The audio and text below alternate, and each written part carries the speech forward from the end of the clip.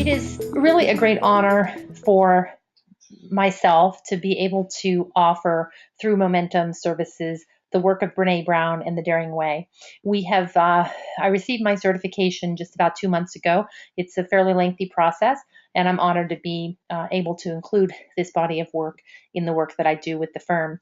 In particular, I'm excited about the work as it applies to leadership and the role of leadership in organizations, since that's a key part of our practice. So before I jump into some of what I had hoped to offer you today and answer any questions you might have, just a couple of conventions on the call. The audio is currently on mute. That's because it controls the sound quality for everyone. I will open the call so that you're not on mute later on in the call so that we can have some questions and some conversation. In the meantime, if you have a question you'd like to ask me on the webinar, or if you'd like to ask all the participants, you can use your menu that should be on your screen to type in a question for me, and I'll do my best to answer the question during the webinar. I mentioned already that we're being recorded, that we're recording it, and we will share it on the Moementum site. And so again, you can ask questions through the questions feature, and then sometimes I will open up for all. The reason we like to do these webinars a couple of times a year on particular topics is that it gives us a chance to connect with clients and colleagues and friends. We love to share what we're learning, what we're working on, what's interesting for us. It does give us a chance as well to highlight Moementum's services and offerings, and our hope is that you'll share it with your friends and help us grow our business to try to change the world. You can certainly learn more about us on our website or by following our blog if you haven't done so already. So that's enough of the marketing piece. What I hope to do this morning, we have about 30 minutes, about 25 minutes left together. I want to just from a very, very high level introduce the work of Brene Brown and the Daring Way constructs. I would love to spend a few minutes examining some of the essential elements of how courage and vulnerability matter for leaders that are trying to lead authentically at any level. And then I'll speak to the applications that I'm utilizing for the concepts as a certified facilitator of the Daring Way in some of our program offerings. So we'll review that kind of near the end. And then I would add fourthly to answer any questions that you might have about the work. I love this quote from Brene: "You can choose courage or you can choose comfort, but you cannot have both." This has certainly rung true for me in my personal practice as a human being, and also in my leadership practice running my organization. The things that require the most courage of me are also often the most uncomfortable, and it's a theme I hear over and over again from leaders. In particular, senior leaders who are at or near the top of an organization, who are managing a level of ambiguity and turbulence that is unique to their roles as compared to the sometimes more straightforward decisions that happen at lower levels in organizations. So most of you probably have read one of Brene's books. She has 3 published right now. The first one is I Thought It Was Just Me. The second one is The Gifts of Imperfection. And the third is Daring Greatly. The Daring Way methodology that I'm certified to utilize combines the work and teachings of all of those books and Brene's research. She is working on her 4th book, which should be coming out sometime in this next year. But what Brene's research consistently has demonstrated is that as human beings, connection is why we're here. As she says in this quote, we are hardwired to connect with others. It is what gives us purpose and meaning in our lives, and without it, there is suffering. And I love this quote, which I'll read one more time. Connection is why we're here. We're hardwired to connect with others. It's what gives purpose and meaning to our lives, and without it, there is suffering. For me, this fine point from her research confirms the work of many other researchers and philosophers and psychologists who have examined what are intrinsic human motivations, as well as what are our basic needs. And those of you familiar probably from high school psychology, remember Maslow's hierarchy, which also has at its, in part of its element right above sort of safety and basic survival is the need for connection to other people. So we know that this matters. And the reality is that in our world of work today, most of us are spending the majority of our time at our place of work. We're either working at that location or we're connecting with others, be they fellow employees, customers, clients, colleagues, vendors, partners that we're connecting with in a very high volume way. So we bring to our work, whatever our work is, this drive that Brené's research so powerfully highlights for connection. We are not always conscious of bringing those needs to the workplace, but those needs remain there. It's one of the key reasons why I find the work of the Daring Way so helpful for people on their leadership journey. In a nutshell, the Daring Way process is a highly experiential methodology developed by Dr. Brown and her team to help people learn how to show up, to be seen, and to live braver lives. The primary focus is on developing a courage practice that transforms the way we live, love, parent, and lead. When I first began to read Brené's books many years ago, I felt as though she had written them just for me. And when she wrote the Daring Greatly book, it kind of epitomized the work that I've seen and that we've seen at Moementum in organizational life, really for all 30 years of my professional practice. You can go all the way back to McGregor's Theory X and Theory Y of organizational behavior and understand that people are hardwired to connect with others and to bring their desire to contribute to the places in which they work. And Brené's research, in particular around wholeheartedness, really connects us to that. So I knew right away that I wanted to be part of understanding her research and utilizing it to better support leaders in our practice. Another Brené quote, our sense of worthiness, that critical piece that gives us access to love and belonging, lives inside our story. I consistently am amazed that the leaders that I work with have really compelling stories about how they got to where they are, whether it's a CEO of a large multinational public company or a mid-level executive of a small startup or a sole proprietor running their own business with a small storefront. People come to leadership with usually a rich, complex, myriad story about why it is that they're in that particular position, leading their organization and the people in it at that moment. And I think understanding your story, having the self-awareness to look at how it contributes to the world is a critical dimension of leadership. We always start with self-awareness. So our work as a firm, which you may or may not be familiar with, is that our mission is that we want to exist to help solve the world's big problems by creating great leaders and resilient organizations. Our vision is to create a world that works for everyone. Said another way, we don't keep momentum going and healthy simply to help companies meet their bottom line over and over again. We know that they need to meet their bottom line, they need to be profitable, but we also know that they need to be able to run a sustainable, viable business that contributes to our economy, and that the great leaders that are running those organizations are making a difference in solving the world's big problems on a global level, be they poverty or global warming or limited resources or violence or war. So this is what gets us up and going every day, and we're very inspired in the work by the leaders and the healthy organizations that we see thriving every day of our practice.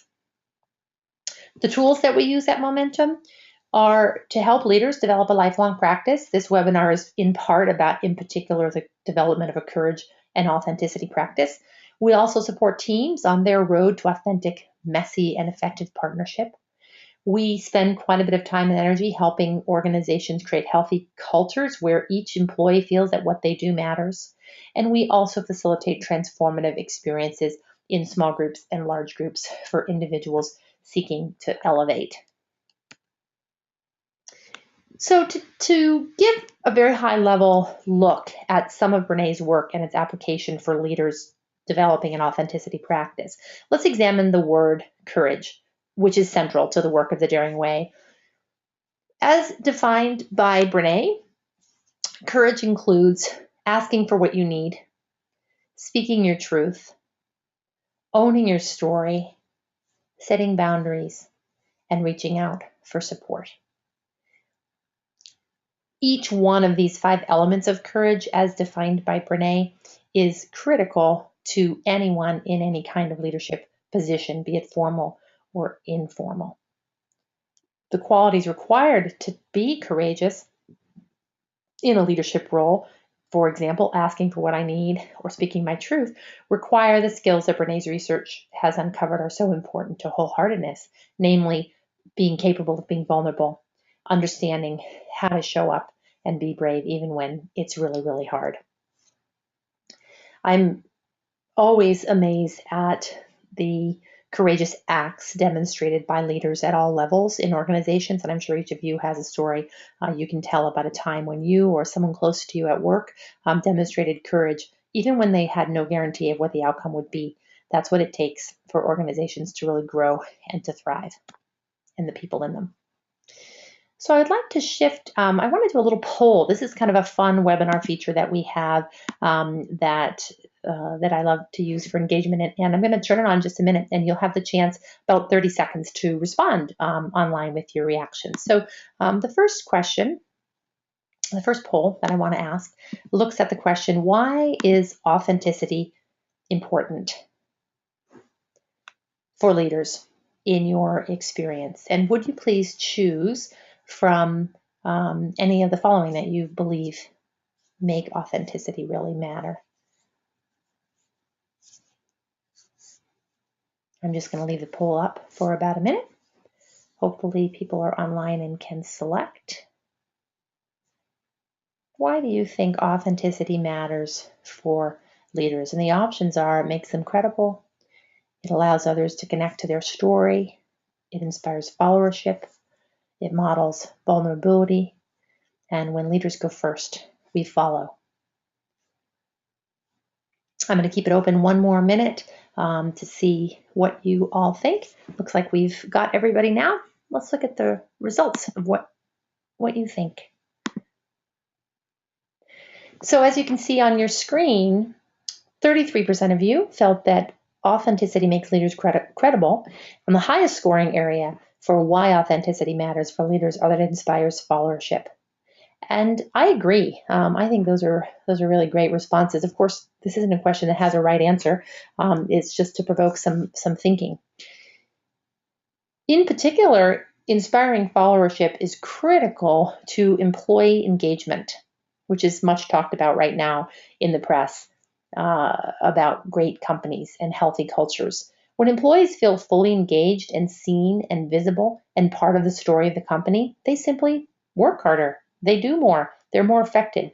They bring their best selves to work. And so in order to get that level of engagement, employees need to be inspired to follow the leader that's in charge. And most often, for most companies, that leader is their direct supervisor.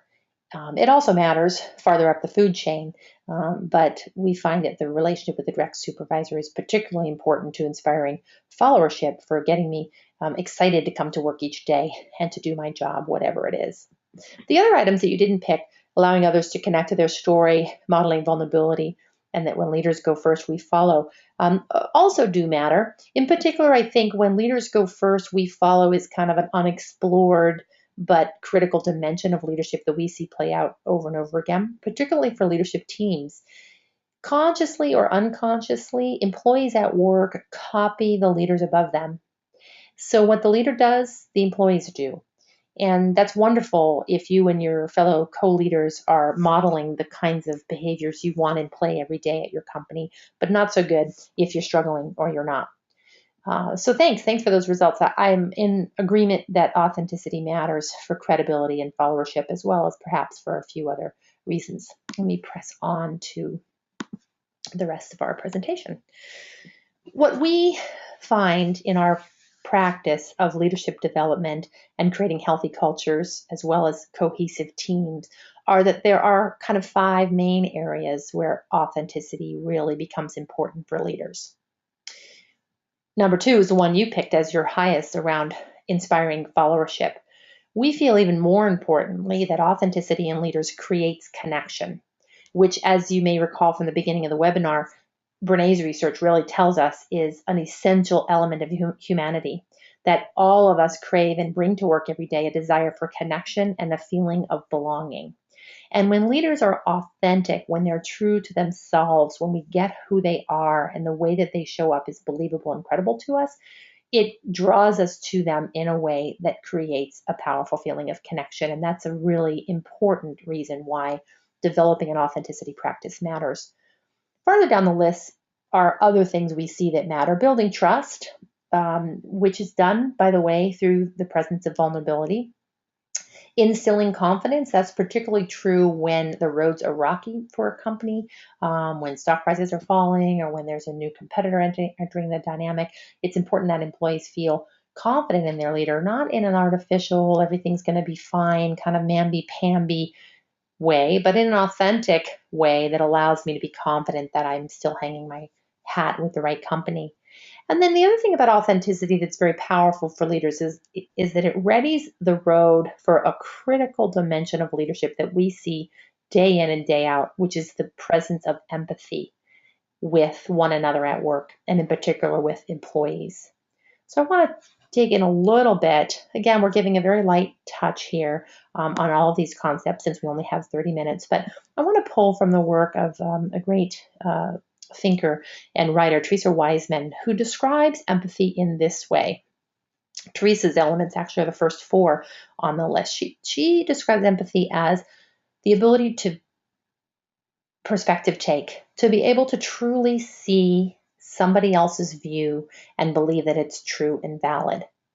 In order to do so, we have to be able to stay out of judgment. And then we have to be able to recognize emotion.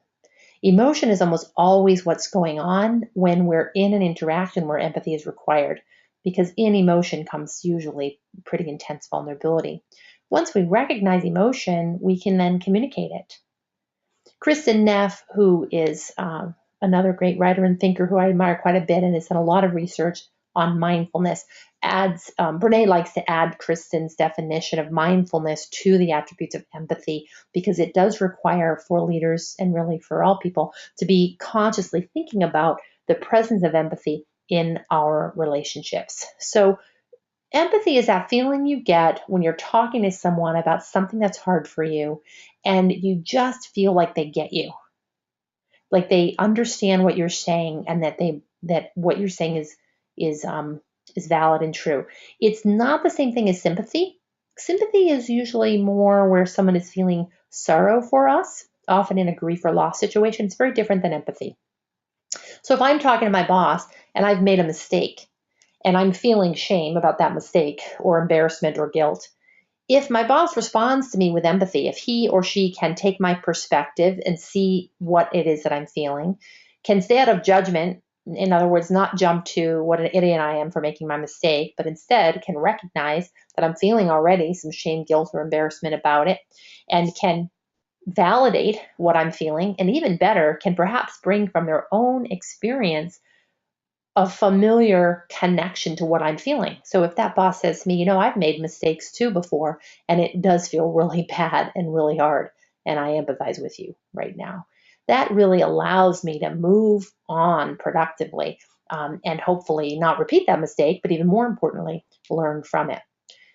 So empathy, which arrives as a leadership, which is derived as a leadership competence out of a bedrock of authentic leadership, is a really profoundly important arena of connection between a leader and a follower. We hear over and over again when leaders get feedback from their employees that things are not going well, it's almost always that employee does not feel seen or validated by that boss. And usually we can trace it back to a lack of effective empathy.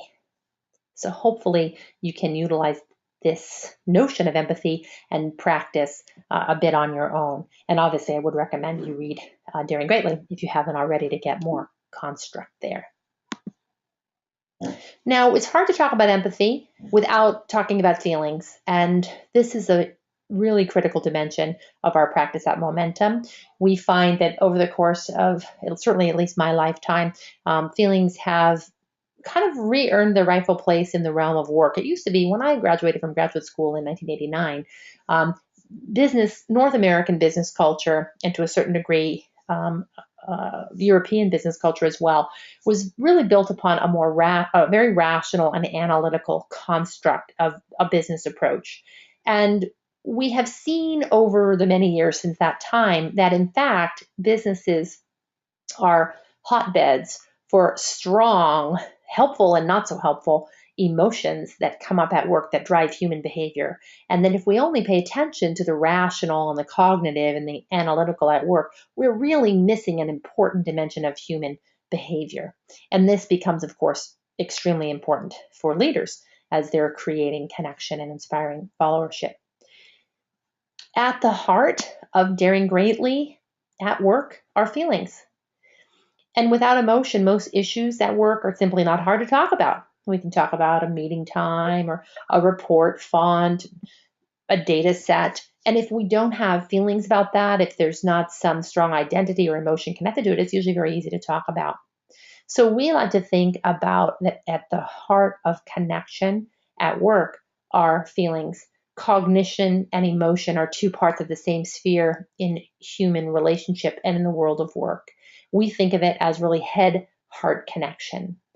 And great leaders are the ones that are capable of both and don't have an overdeveloped muscle on one and underdeveloped muscle on another.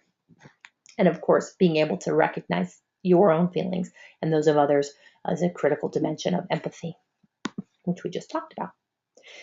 So let's look at another quick poll.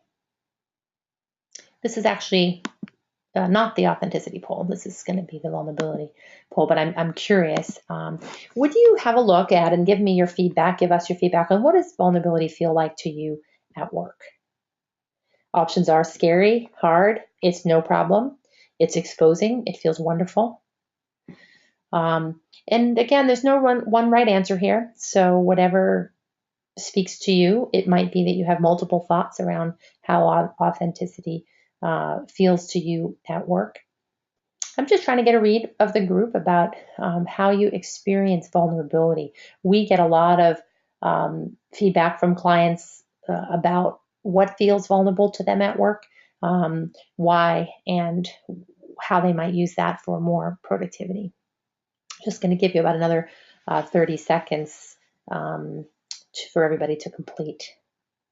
Okay, I'm going to close the poll and show you the results. So the majority of you felt that vulnerability at work was exposing, and some of you, 33%, felt that it was no problem. Good for you. That's great. That's a really healthy response to vulnerability and how it feels. There's a reason why vulnerability feels exposing at work. So the fact that you're feeling this way makes a lot of sense, because when we're being vulnerable, we are exposing ourselves. We're showing our heart. We're revealing something that is usually tender or scary for us, and so it can be extremely exposing. Which is why it's such a critical dimension of building trust. Because when I'm vulnerable at work, which is really me showing up authentically, for example, if I make a mistake and I say I made a mistake, or I'm feeling unsure about this decision, which maybe is an act of vulnerability, then I'm modeling the behavior I seek with my employees, and I'm also showing that it's okay for them to be full, complex, messy human beings, and that they don't have to be perfect in everything they do. So if you're one of the people that responded, it's no problem, I congratulate you. You may have really worked to develop what I like to think of as a courage practice, that ability to show up with vulnerability and confidently press forward even when you are feeling exposed. Brené's research indicates that the people that are living the most wholeheartedly in their lives at work and home practice vulnerability every day in their interactions with others and manage their shame and their drive for perfection by showing up and being real, which is one of the mantra and taglines of Brené's Daring Way work. We're just about near the end. I want to open up for questions in a minute, but I want to show you this quote, which is a wonderful drawing. You may not be able to see it. It's a little blurry, from one of my favorite artists, Brian Andreas, who says, "There came a moment in the middle of the song when she suddenly felt every heartbeat in the room. And after that, she never forgot that she was part of something much bigger." And I love this quote about connection because it reminds me of that magical elixir that great leaders bring to the workplace when they're creating profound connection with their employees, who then can bring their fullest, best selves to work and do the heavy lifting required for the results that are needed. So hopefully you'll find some inspiration in Brian's quote as well. So last but not least, let me just share with you quickly the programs we're offering at Moementum. We do offer these programs in both an open enrollment and a custom format. There are 4 main areas that we're currently working within. One is our Daring Teams program, which can be delivered in a keynote, perhaps a 30-minute to a 90-minute session, a half-day session, a full day, or a 3-day or 2.5-day session, really, which would be designed, that longer session would be designed for an intact team who is coming together to build cohesion with one another, perhaps to also do planning. The Daring Leaders work that we're doing can also be delivered in a keynote or a half-day program, and then we will also be offering a 2-day curriculum for leaders that includes some other critical dimensions of essential leadership traits that we practice at Moementum. The Daring Women's Weekend is the one we're getting ready to offer this weekend. We call it the Juggler's Dilemma. It can be delivered in a weekend format or another 2-day format, or it also lends itself well to a keynote format of between 30 and 90 minutes. This work targets women, in particular women who are working, who are trying to figure out how best to manage the gremlins of perfection and wholeheartedly practice in the many realms in which they're working. And then our last body of work, in which we're integrating the Daring Way work, is the Daring Men Leading with Courage and Heart, which integrates the work that my colleague Jim Morris is doing on character and traits-based leadership, in particular looking at what does that look like for men today and for the future in business. Thank you so much for joining today, and feel free to direct questions also to me via email, mcarrick@moementum.com or info@moementum.com, or just give our office a call. We're excited about this new body of work in our practice, and I look forward to working with you. Thanks again for joining.